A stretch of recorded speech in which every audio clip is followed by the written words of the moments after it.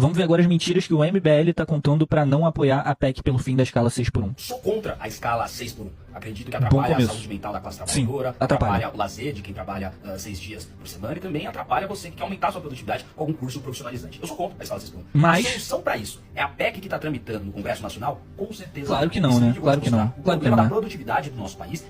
O problema é a produtividade. A cada 2 ou 4 anos. O trabalhador não é produtivo o suficiente. Tem uma série de erros. Além de proibir a escala 6 por 1, ele obriga a escala 4 por 3. Se você quiser trabalhar... Vamos lá, galera. Vamos explicar para os políticos o que é uma PEC. A PEC, ela ainda precisa tramitar e ser debatida no Congresso e no Senado para que ela seja votada. Então, e essas assinaturas que estão sendo colhidas pela deputada Erika Hilton e pelo Rick Azevedo, elas são para esse projeto começar a ser debatido no Congresso. Nenhum projeto é aprovado e a votação final é igual ao texto original. Foi assim com vários projetos desse país, assim como a reforma trabalhista do Michel Temer. Mas, quando é para tirar os direitos dos trabalhadores, eles se juntam todos. MBL, bolsonarismo, imprensa, Globo News, todo mundo se junta. Agora, quando é para defender os direitos dos trabalhadores, eles procuram um monte de erro. Vamos continuar vendo os outros argumentos dele aí, né? Trabalhar, por exemplo, 5 por 2 está proibido.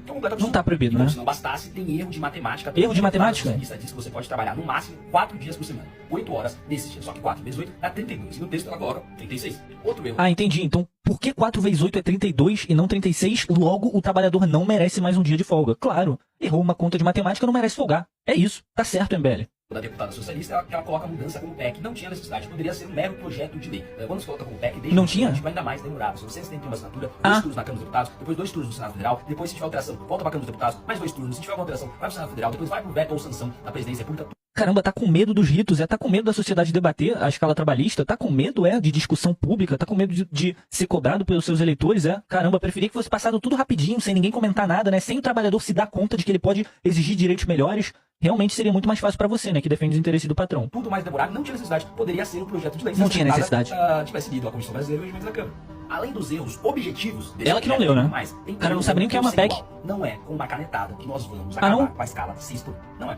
Por exemplo... não, porque eu achei que tivesse sido com uma canetada que o trabalhador tivesse sido precarizado pela reforma trabalhista do Michel Temer. Eu achei também que há muito tempo atrás tivesse sido com uma canetada de Getúlio Vargas no estádio de São Januário que ele assinou as leis trabalhistas, a CLT. Não foi com uma canetada, não? Então é como? É conversando com o patrão? Qual é, patrão? Por favor, me dá mais uma folga aí. Sem canetada, sem nada, só uma folguinha. É isso que vocês querem?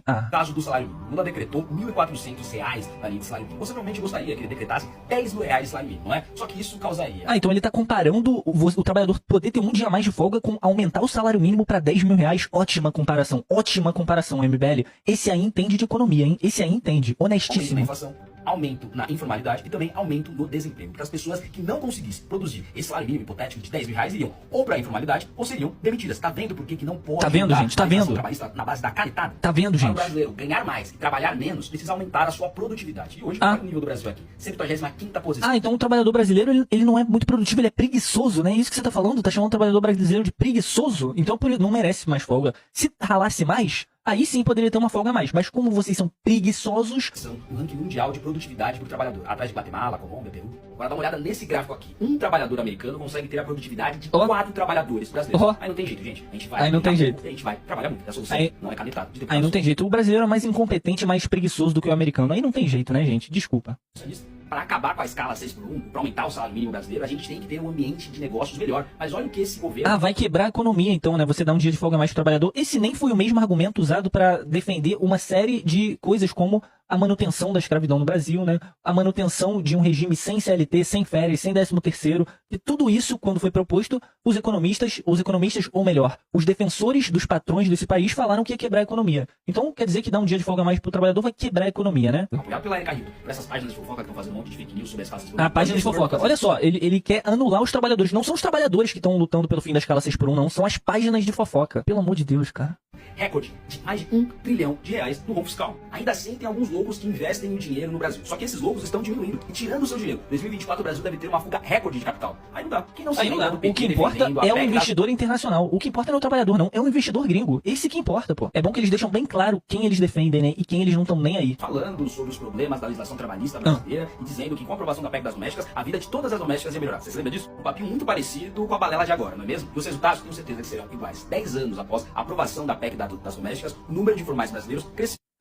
Então foi a PEC das domésticas que fez a informalidade do trabalhador brasileiro crescer. Não foi a reforma trabalhista do Michel Temer, que foi apoiada por vocês do MBL, pelo Jair Bolsonaro, pelo Michel Temer, pela Globo News, pela Folha de São Paulo, não foi reforma trabalhista não, foi a PEC das domésticas. Ah, tá, agora eu entendi, cara. Obrigado por explicar. O desemprego entre domésticas também cresceu, mostrando que não é com canetada de político que a gente vai melhorar as relações na classe trabalhadora. Não é. Diferente da PEC das domésticas, o PT foi contra a reforma trabalhista de 2017. Olha a reforma que trabalhista aí. melhoraria o ambiente de negócio e aumentaria a produtividade brasileira. Pois é, após 10 anos, a PEC das domésticas deu errado. E após alguns anos, ó, o FMI provou.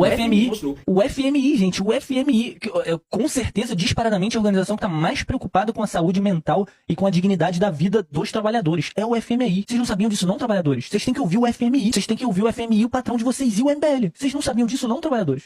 Que a reforma trabalhista aumentou a produtividade dos brasileiros. A reforma trabalhista foi um sucesso. Sim, deu os 10 anos da PEC das domésticas. O que aumentou a precarização no Brasil foi a PEC das domésticas. A reforma trabalhista foi um sucesso. Escutem o FMI. O PT foi contra e a Erika Hilton também foi contra. Como você sabe, eu não estou lá em Brasília. Eu sou deputado estadual aqui em São Paulo. E eu luto para aumentar a produtividade da classe trabalhadora brasileira. Cadê sua luta? O mais econômico da Assembleia, segundo a Jovem Pan, e tem vários projetos para melhorar a produtividade do paulista. Por exemplo, o programa Jovem Capitalista, aprovado aqui Jovem Capitalista pelo governador, que coloca educação financeira nas nossas escolas. Sabe quem foi contra? O PSOL da Erika Hilton. Também aprovei um projeto que coloca as aulas de programação e de robótica na sala de aula. Sabe quem foi contra? O PT e o PSOL de Erika Hilton. Além de tudo... É muito bom ter aula de programação e robótica, mas sabe quem pode aprender programação e robótica? É quem tem mais de uma folga por semana. Quem tem uma folga por semana não pode aprender porra nenhuma, porque não sobra tempo. Não sobra tempo de se capacitar. Então, ao invés de fazer esse discursinho besta para defender o patrão e o empresário brasileiro, por que você não defende um projeto pela melhoria da qualidade de vida do trabalhador? Por que você não defende um projeto pelo fim da escala 6x1? Porque falar da boca para fora é fácil. Agora, apoiar o projeto que é bom, nada. E eles estão contando um monte de mentira,